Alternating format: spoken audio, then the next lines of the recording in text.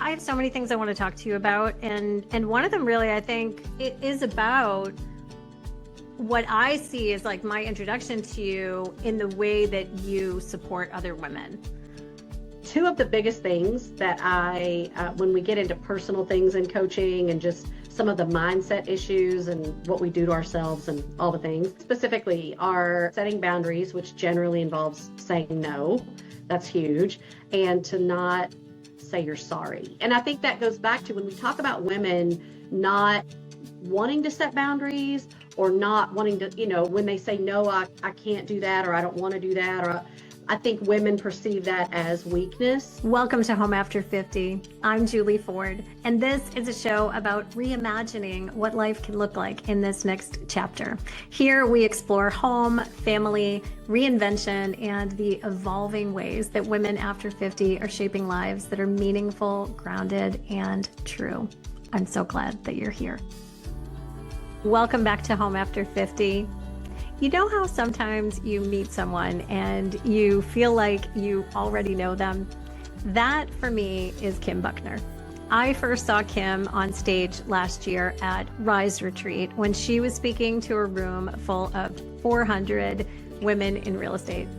And I remember thinking to myself, I can see myself in her. And honestly, that does not happen very often.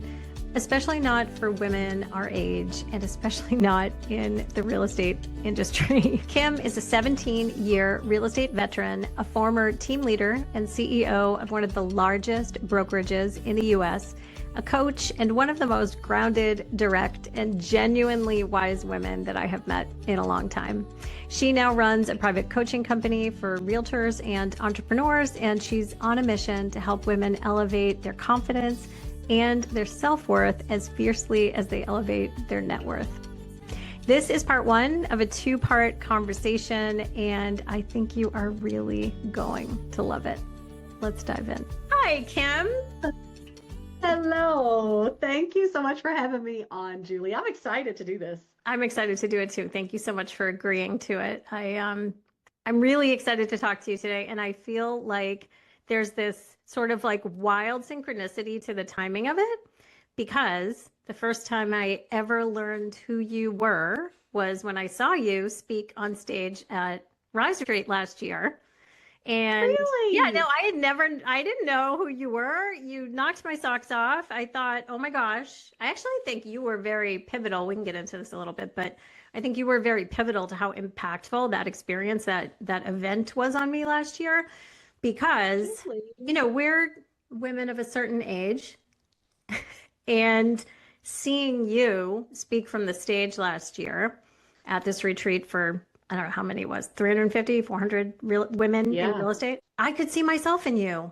And we don't, as you know, in real estate as women, but I think especially as women, say in our 50s and beyond, I don't think we get to see that hardly ever. No, there really isn't a lot. I mean, I can't even say a surplus, because there really is not a lot of representation for people our age. And we can get into that some of the reasons why I think that is. But it's just so funny that you would say that, because I was thinking, like, as we were getting onto this, which clearly this time last year we were at a different point in our relationship than we are now. Yep. But I was just thinking about when I do podcasts, I'm generally not excited, no offense to people who I've guessed, whatever, but it's right. They won't know, but hopefully, but for me, this was like so exciting because it's someone that I do have a relationship with. It's someone that I feel like we understand each other. Yeah. There's this like cadence that we both live, so it's just much more, for me, much more fulfilling to be able to do something like this. I don't know, it's a little more meaningful. Yeah. And kind of like free therapy. Totally. Same for me. So obviously what I meant, well, nobody listening will know it's obvious, but you and I know it's obvious, that what I meant by the synchronicity of the timing is that literally a week from tomorrow, we're going to be arriving in Arizona together. And both of us, I have goosebumps actually when I'm saying this, and both of us will be speaking on stage at Rise Retreat. It's so exciting. I am so pumped for you, Julie. I see the growth and just what's happened just since I've known you, right? But we didn't know each other a year ago, but just seeing like all the things from just literally taking a huge leap outside of your comfort zone to just the growth that has come and all the other things that have come with that. So I'm excited to hear what you have to say. Thank you. Likewise, because Yeah, I know it's going to be inspiring. So anyway, so this is so exciting. We're even staying in the same house, which is I going to be know. so fun. So fun. Yeah. So I have so many things I want to talk to you about, and one of them really, I think, it is about what I see is like my introduction to you in the way that you support other women. Because last year at Rise, really, that's what your talk was about. I mean, correct me if I'm wrong. Like, these are things I remember from it, but I just remember like you encouraging women to set your boundaries, right? To be able to say, I do remember you specifically helping women understand how important it is to be able to say no, which we Mhm. sometimes have a hard time with. And so, like, talk to me a little bit about that. Like, where are you at with that now? Maybe even like, has it changed for you in the past year? Like, what are you seeing come up for women around this? Because I know you've coached a lot of women, even just since that time. I know you've been doing this for like so Mhm. long, but even just in this past year, so many more women, I think, came into your sphere for coaching. Um, Mhm. that probably some of that was, born out of that talk at Rise. Yeah, thanks. Yeah, so I did. I've coached men and women for a very long time. Gosh, 11 years, 12 years. And just in the last 4 years, 3.5 years, did I switch over to exclusively coaching women. And it's really two of the biggest things that when we get into personal things in coaching and just some of the mindset issues and what we do to ourselves and all the things. But two specifically are, setting boundaries, which generally involves saying no. That's huge. And to not say you're sorry. I mean, like that will actually that'll be an assignment sometimes. Okay, Julie, for the next 7 days, you may not say I'm sorry. 7 days. I don't want to hear it. You can't say it in the grocery store. You can't say it, right? Like, I Yeah. don't want to hear you say it, right? There's this diminishing this. We're Anyway, like we can get all apologizing for our into existence sometimes, right? absolutely, absolutely. And I think that goes back to when we talk about women not wanting to set boundaries or not wanting to, when they say, no, I can't do that, or I don't want to do that, or I think women perceive that as weakness. Like if I say, no, I can't volunteer at the church social, or Mm. no, I can't do that. That's like admitting, oh, I can't do it all, or I can't handle all of that, right? We perceive that as not being enough or not being able to do it all. When in fact, when you look at the opposite sex, they don't hesitate to set boundaries and say no because they just don't want to do it, Yeah. right? Because they never have to worry about it. Never crosses my husband's mind that someone's going to think he's weak or think less than of him, right? Because he says no. Where with women, there's this constant, and we'll talk about this a little bit next week, of feeling like you almost have to prove your worth or prove Yeah. your value, or just prove your capabilities of who you are as a woman, specifically a woman that runs a business. And so when you say no, it seems you internalize that as a weakness, as Mm. I'm saying I can't do something or I'm not capable of doing something. How much of that do you think is like real in the way other people are perceiving us, what their opinions are of us? And how much of it do you think we're like making up? And I don't want to diminish it, like the concern about it by saying that, but like I know for me, I am probably harder on myself than other people are. And actually, it's funny because I think of myself with somebody with pretty good boundaries, and I will say Mhm. no, but it doesn't mean that I don't still have a talk track going on about what that Oh, means. we all do, right? We all have that kind of residual garbage that lives in our head. But to answer, like the only real fair way to answer that question is to say it depends on the audience, Yeah. right? Because if you're in a general group of women who aren't, and when I say general, like don't get me wrong, I love ladies. I'm a supportive, big cheerleader of women. And growing up, and even still to this day, I have more female friends that I've acquired in the last 5 years than I did my entire life because I never really um, kind of thought like. There was never that competitive keeping up with the Joneses. She has this, I have that, right? That kind of the cattiness that women can have amongst each Mm. other. But that's your general population women, the Hmm. women that you and I socialize with on a regular basis, right? All these women who are running businesses and taking care of families and doing all the things, we would never. I, Yep. I wouldn't hesitate to say no to that group, right? Because they're 1000%, everyone's going to get it, understand it. They Yep. know I have, 10 million other things going on. If I'm talking to someone on my team, they completely see the back end of everything that I'm doing. But whenever I'm, talking to one of my, like a contractor that's here working, and he came up and asked me a question the other day, and I was like, I have 3 minutes. So whatever you can ask and can be answered in 3 minutes, we can do that. But I have a call that starts in three. Like my average friend that I go to church with or hang out with or whatever, they don't understand that. Like Mm. there's no way to explain your real life to people that don't live in it somewhat. You know what Yeah. I'm saying? And so even my husband who lives here, he operates on a different playing field really than we do. Because I'm, like you said, when you're playing that track in your head, mine is, have the groceries been ordered? Do we have everything that we need? I'm going out of town. Is everything settled for the dogs? Do we have arrangements for whatever, right? He doesn't think about any of that. So we when we take on the default responsibilities, whether that be I'm the default house manager or the default parent or whatever, right? So there's a reason that plays in your head, It's right? so I don't think that funny. you're necessarily making it up. Yeah, no, there is a reason. And you're right. And it's funny that you use the word default because I literally was just emailing yesterday with a client of mine who is supporting her aging parents and, raising her kids and selling her house and buying another house to move in, to move her parents in. And there are four siblings, I think, or so in her family. And she was writing to me about, I was asking her how it was going. Right? I was checking in. And it's hard. Like she's having a hard time. And she said, I don't know why I am the default daughter in my family, but I am. And I said, that would be a really great name for like an alt rock, all female band.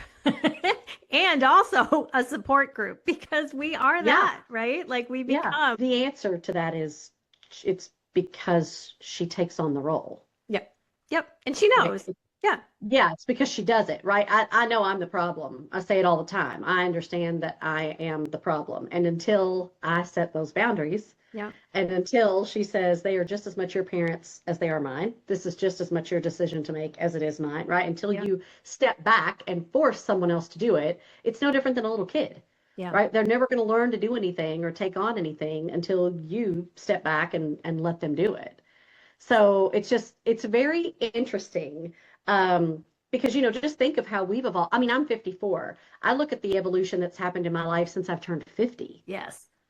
Yeah. I'm Not even, let's not 57. even, It's been yeah, massive. Yeah. yeah, let's not even talk about since I was 20 or 30, right? Right. But it's so interesting to see how I parented my daughter, in my 30s. I was 30 when I had her. So how I parented her in my 30s versus how I parent her and my daughter-in-law as young adults versus how I treat Scotty. Yeah. Of just the things that I teach them and show them and how just how I choose to say it and verbalize it. And Mm.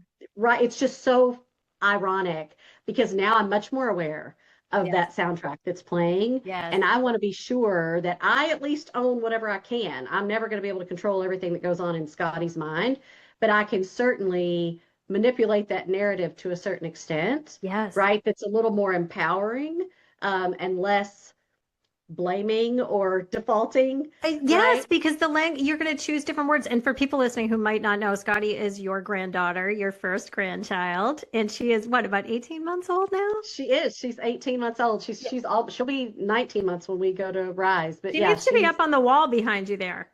I know, right? We definitely have to update. You have to update That the was an photo. engagement session. And so Oh. that, yeah, we're a little behind. We'll update them. So yeah, you can, and I imagine this too, right? Because like my dream is the grandmother days. Like you're just a little further ahead of Oh, me on that. the I can't best. wait. I can't, no rush to my kids, but I can't wait. That's my Yeah. fault for having my kids when I was 34 and 36, which means like I just have Yes. to like at this age be waiting a little longer. Yes. Um, but yeah, we can change what we say, right? So this is actually something 100%. I wanted to talk about our daughters, right? So actually one of the ways that I got to know you better is because I became a fan of your daughter. Oh no. Just be honest. You were friends with my daughter before you were friends with It's me. true, I was, Let's just yeah. be real. Well, it's because I admire her so much and I like her so much, but I saw her create a business last year and it actually, side note, I have to say it blew my mind when I saw her birthday pop up on social media a few weeks ago and she was 24. I'm like, 24? Oh, I I know. thought she I was at know. least 27.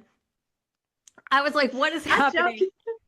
Well, everybody, we've said forever, like even when she turned 20, like all my friends will joke and they were like, oh, 20 going on 40. Yeah. She has always, literally, since she was very small, has always been an extremely old soul. Yeah.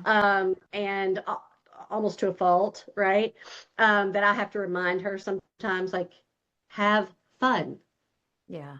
Yeah. Well, I Like, hope she's having fun creating this incredible business that she's building because it's been fun to really, watch her from afar. it is wild. And I'll tell you, it's lit a fire under me. We all go through this. And I don't know, I would love to hear if this, because I've never asked you this before, but I had literally gotten to this point probably, well, it was right around COVID, so 5, 6 years ago. And I had gotten to this point where I was like, you know what? I'm comfortable, doing okay. I think I'm just going to kind of take my foot off the gas and cruise a little bit and just Mm. rest. I'd been in the corporate part of real estate for almost 10 years and it was exhausting and literally almost killed me. And so I think I just kind of, was doing a 180 on that. And I thought, oh, I'm going to take a break. And then my kids started just taking off. And now all of a sudden I'm like, well, I can't be the loser in the family. So I feel like I've just like reinvented and started over in my 50s. That's awesome. I know. Well, so I feel like I've done the same, but I think it was more an internal motivation for me, just like feeling Hmm. like I always just had something that I wanted to create and finally Oh, feeling like hmm. that's, yeah, coming together. But what I think is so awesome is, and I think about, it's be fun actually if our daughters get to meet someday. There's just so many things that I see them doing differently than I know I did and that maybe you probably did at their age as well. I think young women today, there's just, of course, they still have to deal with some of the same crap that we all have to deal with. Oh, However, I do think they've internalized a different way of being in the world than we did at that age. And I just love to see it. oh, I do too. And it's so funny, Julie, because the things that you or I would be so used to and just kind of like shirk off or, whatever, Morgan will see it today. And she's just like dumbfounded. What do you Mm, mean? How is that even a thought? How does this even exist? Like she's still just like, every single time something like that comes up, and generally it has to do with her being underestimated or yes. assumptions being made because of Yep. her age, Yep. right? And it is an anomaly somewhat to be her age and to be accomplished and It is. all the things that she's Yeah. doing. Like I get that. And I do try to remind her as well as I can as a mom. And she'll joke and she may even tell, but I'll say it all the time. This is not normal. Like you understand this isn't normal. I'm Yeah. not saying that I want to discourage you from establishing your new norm or what, right? You Yeah. do that, right? You Yeah. paved the way, sister. Yes. But you do need to stop. And occasionally, when you have that overachiever syndrome or, all the things that are going on, I need you to just stop and take a breath for a minute and be like, wait a minute. Okay. Beyond abnormal. So it's okay to take a beat and just, right? Like, let's simmer for a minute. And Yeah. then if we want to put our foot back on the gas and take off, we can. But you need to just take a second to realize you're great, you're doing good, because she is. She's constantly that mind never turns off I can see that. ever. Yeah. I can see Yeah, that. But I think that yeah. taking that moment, I mean, I think it can help on a number of levels, right? On a personal level, it can help you to like pause and really value and recognize all that you're accomplishing and creating. Because Oh, when you have the kind of drive that Morgan has and the kind of confidence that both of our daughters have, like it can be easy to just think that is normal and that's Mhm. just like what we're supposed to be doing when Oh, really it's in many ways exceptional. But I think the other reason to maybe like step back and see that is because it sort of helps contextualize how other people respond to you because they're not accustomed to seeing a 24-year-old woman build this incredible media company at her age, right? Like they're just, it is not something we're used to seeing. It is something I no. love to see, and we need Oh, to see yeah. more of it. And even when people ask me about it, I don't even really know how to explain it to them, Mm, Julie. You know, specifically as her mom. It's yeah. one thing as it's phenomenal. We get to work a lot side by side.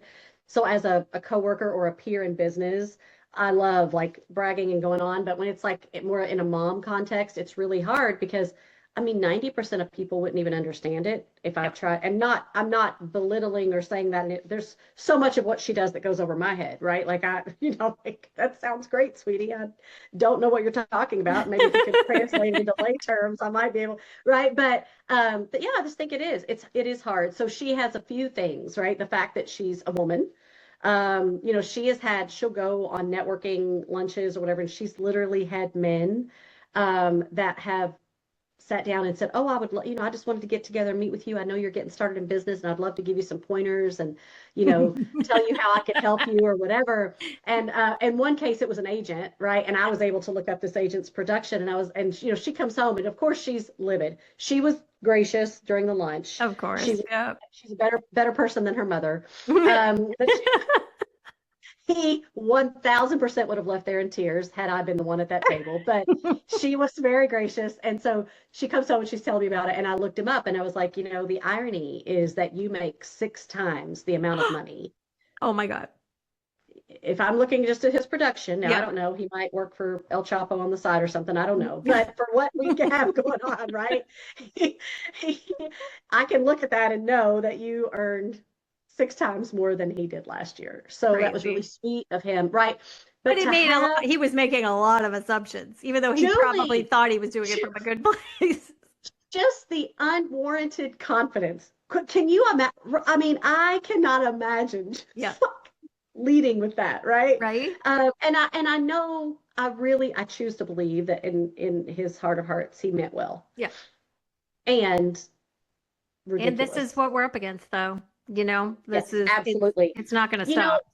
I think of this, and even at that, I said to her, I was a little upset that she did not call him out somewhat on it, Mm. right? So I started out years ago. My life before was early childhood education. So it was all about early childhood brain development. That's what I did, right? So it was all, fine motor, frontal lobe, critical thinking, so many things that human beings today are missing. But that's a conversation for Another a day. different podcast.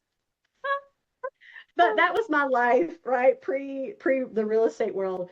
And so I there's this constant educator, in the back of my mind. And I thought, Morgan, you did have a responsibility. I'm not saying as much as you would imagine I would feel like I had, but I would there was a certain responsibility that you needed to share with him where Hmm. you were in your journey, right? There was a little bit of he needed to be checked, if you will, just a little, Hmm. right? I don't mean that in a demeaning way or Yeah. demoralizing, not at all like that, but just a little bit of a reality check for him, just to help him, right? It's like the first time you ask someone when they're due or when they're expecting, and they say, "I'm not pregnant," right? You Right. learn really quickly, okay, I'm Really never going to quick. ask that. Yeah. Yeah, you're never going to ask that question again. And I felt like she had somewhat of a responsibility to say, Okay, so "Hey, wait, let's dig into that because I think that yeah, one of the reasons we sometimes don't say something is, well, I think there's like two sides to that coin. One mhm, side is that we are sometimes just sort of like taken aback by the whole thing, mhm, and we just literally can't think of what the words are that we would want to say to that in that sure, moment. sure." And I'm imagining that Morgan's probably on that side. She was probably just like, "What?" Like, I haven't even Oh, thought about what I'm going to absolutely. say to this. Yes, not worth my time. Like that was her thought Yeah. process, But right? then I think there's the She other did. side that is more like afraid. And I don't see Morgan falling in this camp, but I see so many women are, right? Of like that sort of like feeling small. in that Mhm. moment, even when you know that you make Oh, 6 times more absolutely. money than this guy. Well, and it's so funny because this takes me a story. I think about this all the time. Morgan was 3. And this is just the difference, Julie, and I'm going to make some assumptions here that you were probably raised similar in a similar way with a similar mindset as I was as to the roles or the traditional roles of I men may and women. surprise you because we could talk about my mom, but keep going and I'll correct you when you're Fantastic. wrong. I would love to, right? I see again, just making assumptions based on age, Yeah. right? But it was very much of women, we are people pleasers and we want to make sure everybody's comfortable. We want to make sure everybody's happy. You know, we're the nurturers, all that type of thing. We were at a family reunion once. Morgan, I will never forget, she was 3 years old. And this was my mom's family. And, you know, you don't see these people. Maybe see them once a year at the reunion, but they're certainly not people you know regularly or well. And so we were at this reunion, and my mom had a cousin or something, right? And he comes up to this tiny little Morgan, right? And he was like, "Oh, I'm your uncle, blah, blah, blah." And he throws his arms out to hug her. And, Morgan turns away and refuses to hug him. And I'm watching this. She's there with my mom. She's standing there with my mom and my mom's cousin, uncle, whoever he was. And my mom kind of reaches down and grabs Morgan's arm. Not mean, but just is like holding her arm. She's like, "This is your uncle and he loves you. You need to give him a hug." Mm. And I mean, like beeline. I'm darting across this. So I was like this big pavilion. And I went over and I said, "Absolutely not. She she does not need to hug him. Mm-hmm. She does not know him. She does not owe him anything. She doesn't know that he loves her, nor does she Yeah. need to. Like, she's Yeah. 3. No, she does not need to hug him." My mom was mortified. Yep. Mortified. Yeah. She was embarrassed. She was mortified. I made him uncomfortable. I made her uncomfortable. Yeah. That's fine with me. I'm not about to make my 3-year-old uncomfortable. So Right. to hell with you all. You Yeah. can be uncomfortable all you want. You're Yeah. adults who should be able to understand how to process your feelings, right? Yeah. She can't. Yeah. And when I think back to that moment, that's how I've raised her entire life, Yeah. right? It is not your job to provide someone else's comfort Exactly. or regulate their emotions or their, Yeah. their needs, right? Yeah. And so I know looking back on that, that does play a huge role or has played a huge role for me in getting to where I am because it took me a while. It took me a Mhm. while to kind of relearn or unlearn. Yeah. Unlearn, unprogram ourselves. Yeah. Right, absolutely deprogram from all of these things, right? Yeah. Whether it was mindset or ideals or whatever it was that we were taught, is to kind of get all of that out of my head and realize, wait a minute, this is your circle, right? That's why this is in my office, right? This is a constant I reminder. love that. Every Zoom I'm on, every conversation, whatever meeting I'm in, this is the ultimate right here. Right. If as long as these people are happy and comfortable, Troy should be there. I'm really sorry. He's here, but but I'm not up there either.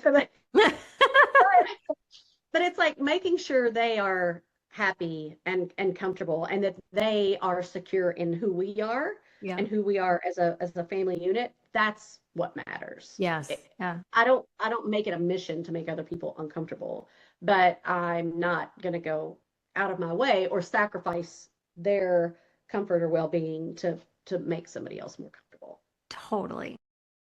That's part 1 of my interview with Kim Buckner, and I genuinely could have kept going for another 2 hours.